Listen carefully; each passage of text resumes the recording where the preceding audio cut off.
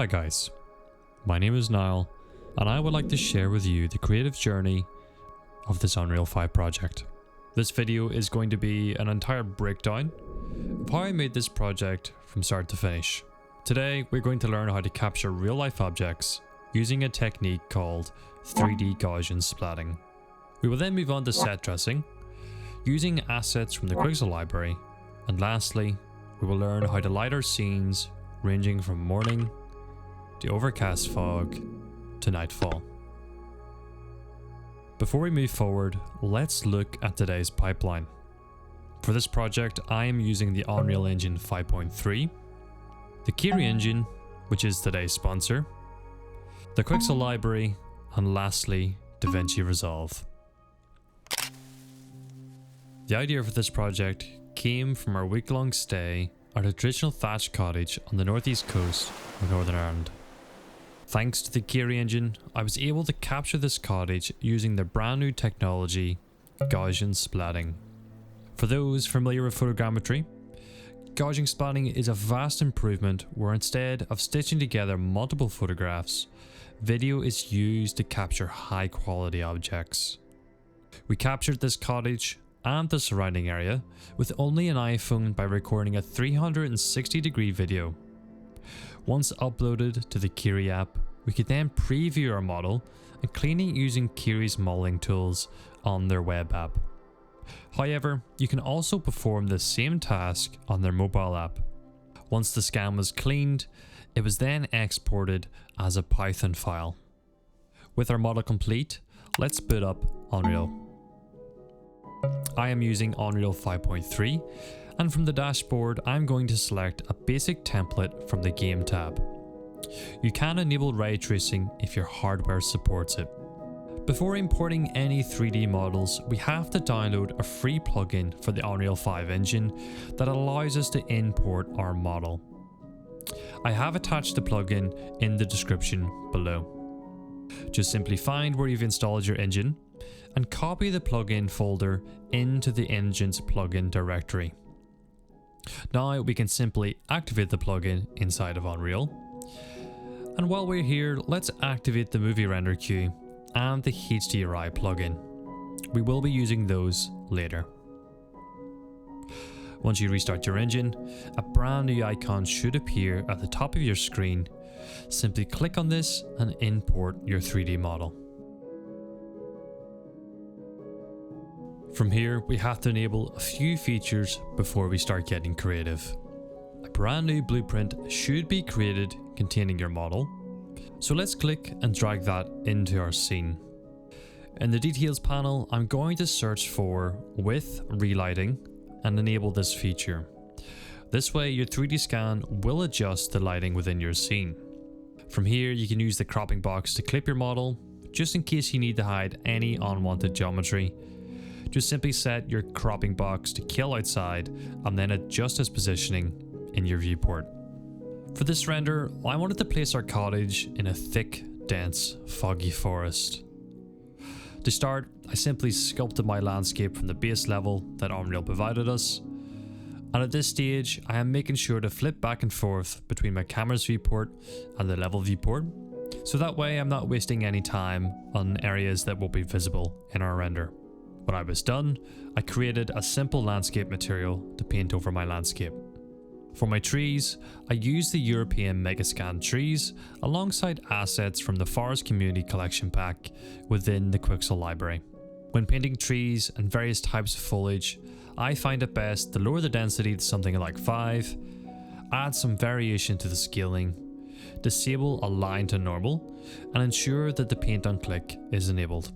This way I can accurately paint my trees into my world, and with the align normal disabled, they should all be pointing towards the Z-axis, removing the possibility of trees spawning at weird angles on sloped terrain. At this stage, it is all about getting creative and experimenting with different layouts. Don't be disheartened if you don't get it first time.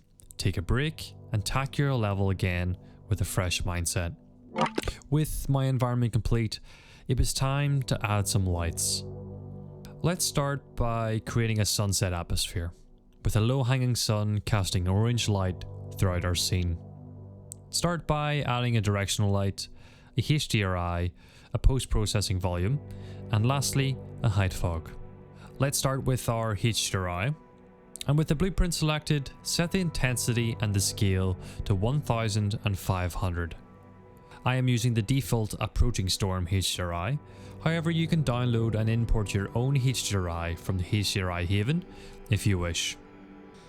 Next, select your skylight from in your blueprint and change the source type to SLS specific cube map. For my intensity, I'm going to set it to 850 and add a slight blue tinge to my light color. Our scene should now have the correct ambient light, however we need to adjust the exposure using our post-processing volume. Select your volume, search for unbound, and enable this feature. This will ensure your volume is affecting the entire map and not just a selected spot within your level. Next, let's search for exposure and set the metering mode to auto exposure histogram.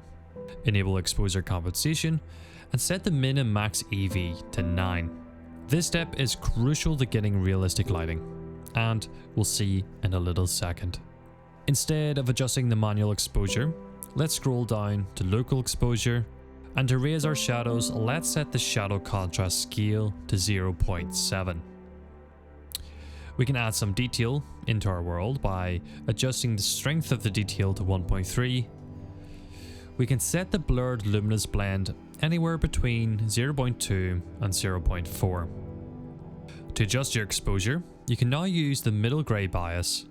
I set mine to -1.2. To push your highlights, you can increase the highlight contrast scale. I set mine to 1.2. Next, let's add a directional light. Set the intensity to 1500. Set the temperature to 2800 and adjust the angle according to your level. Lastly, let's add our height fog and enable volumetric fog.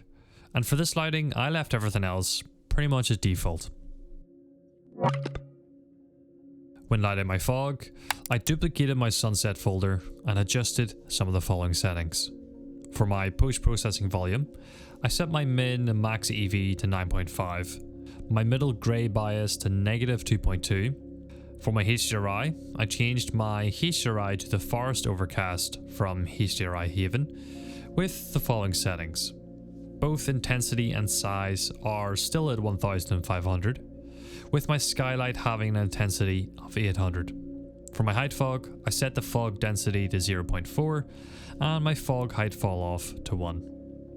For my directional light, I have an intensity of 600 with a temperature of 10,500.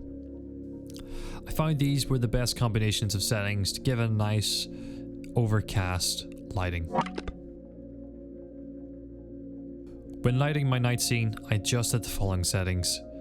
With my post-processing enabled, I have a minimum EV of 11 and a max EV of 9.5.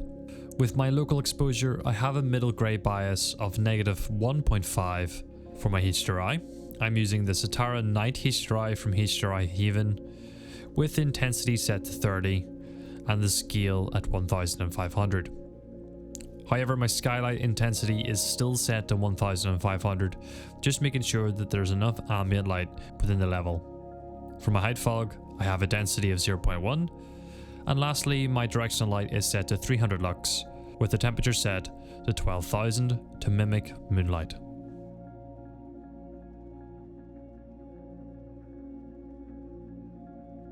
In this chapter, I'm going to share with you how to achieve a high quality cinematic render.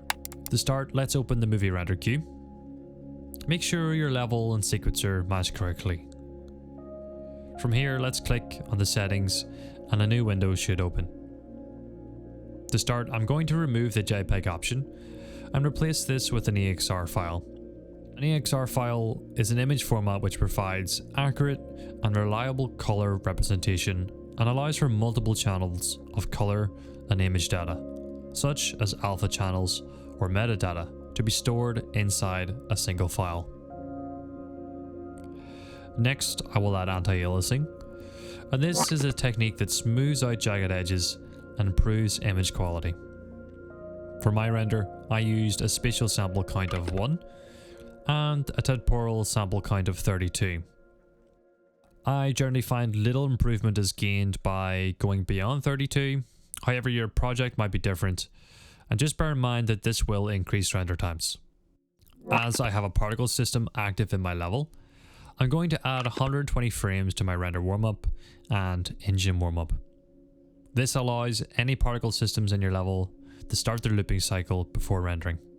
Make sure that override anti-aliasing is enabled. To save some time, I have added my console variables in the description in this video.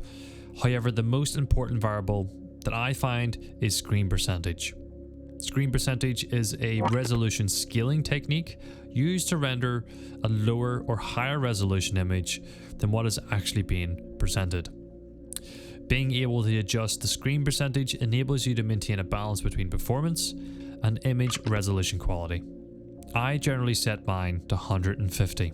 Next, let's add a game override and ensure our setting is outputted to cinematic.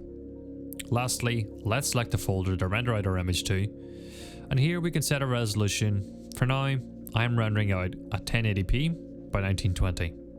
All that is left to do is render your level by clicking Render Local. Finally, we have our renders exported from Unreal. However, there is one final step to push our renders even further. Let's start by opening DaVinci Resolve and importing our renders. From the timeline, I'm going to select my clips and then click on the Fusion tab. From here, we can add nodes to manipulate our render. And to start, let's add a color space transform node. That way we can extract all the color data that our EXR file has saved. Just simply click on the media in and then Control and spacebar. On the right, let's select ACES APO, Linear, and ACES APO. You will notice our render is a lot brighter and has got all that color data ready to play with. So naturally, let's add a color correction node, and from here we can adjust our contrast, saturation, and so much more. If you want to experiment and add more nodes, you can, but for now I'm going to keep things simple. Well, that is going to be everything for this tutorial. I hope you found this informative, and if you have any questions regarding Unreal 5, leave a comment in the description and I'll be happy to help. Again, I would like to thank the team over at Kiri for creating such an amazing tool and for sponsoring this video. On a personal note, this project has opened my eyes to the possibility to this brand new technology, and I can't wait to see where it takes me on my creative journey. This is Niall from Dusty Pixels. Happy creating.